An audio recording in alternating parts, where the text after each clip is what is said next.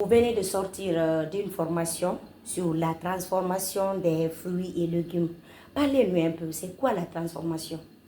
La transformation des fruits et légumes, c'est une activité qui consiste à transformer nos produits, à prendre nos produits agricoles et les transformer pour avoir des produits alimentaires de la forme différente que la forme initiale et qui permet de faire une diversification alimentaire et aussi minimiser les pertes de nos productions.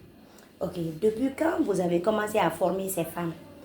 Je suis dans cette activité depuis 2019, ce qui fait pratiquement 6 ans d'expérience en tant que formateur. Ok, après ces différentes formations, est-ce que vous voyez l'impact sur le terrain à travers de ces femmes? C'est une fierté que j'ai aujourd'hui. Pendant ces 6 ans, j'ai eu à former plusieurs jeunes et femmes dans ce domaine agroalimentaire.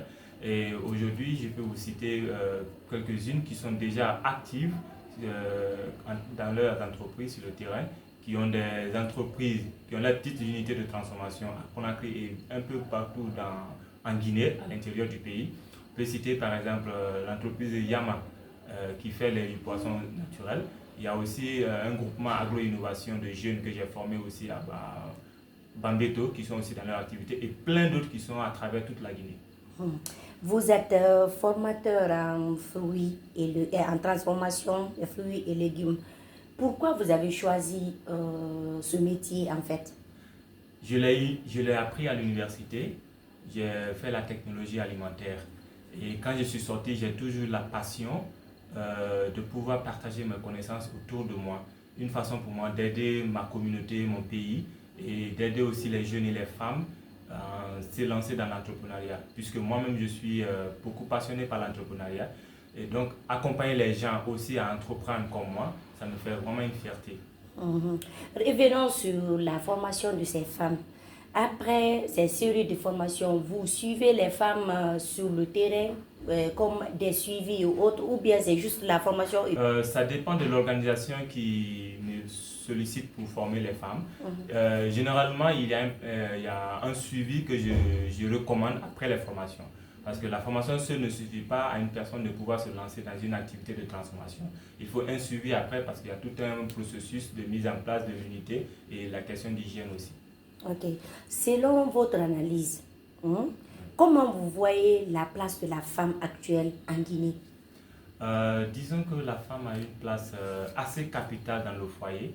Et une femme qui a un revenu, une femme qui peut épauler son mari.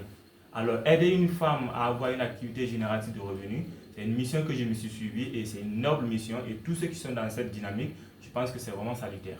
Ok. Quel appel avez-vous à lancer à ces différentes femmes aujourd'hui dans le domaine d'entrepreneuriat? C'est pas aussi facile de se lancer dans l'entrepreneuriat, surtout en tant que femme. Mais moi, je dirais aux femmes d'être courageuses et endurantes comme elles le sont déjà. Et nous, en tout cas moi particulièrement, je suis toujours disponible pour ces femmes qui se lancent dans l'entrepreneuriat agroalimentaire, à être toujours là pour les appuis techniques, les conseils et tout. Votre mot de la fin? Je suis en tout cas satisfait aujourd'hui d'être choisi pour une nouvelle fois avec cette structure pour venir former ces dames. C'est une satisfaction pour moi de partager mes connaissances auprès des femmes, des jeunes et des entrepreneurs. Je prie que ces connaissances qu'elles ont apprises aujourd'hui les soient favorables et qu'elles puissent les appliquer et qu'elles puissent en gagner suffisamment de profit dans cette formation. Merci beaucoup, Merci monsieur. beaucoup.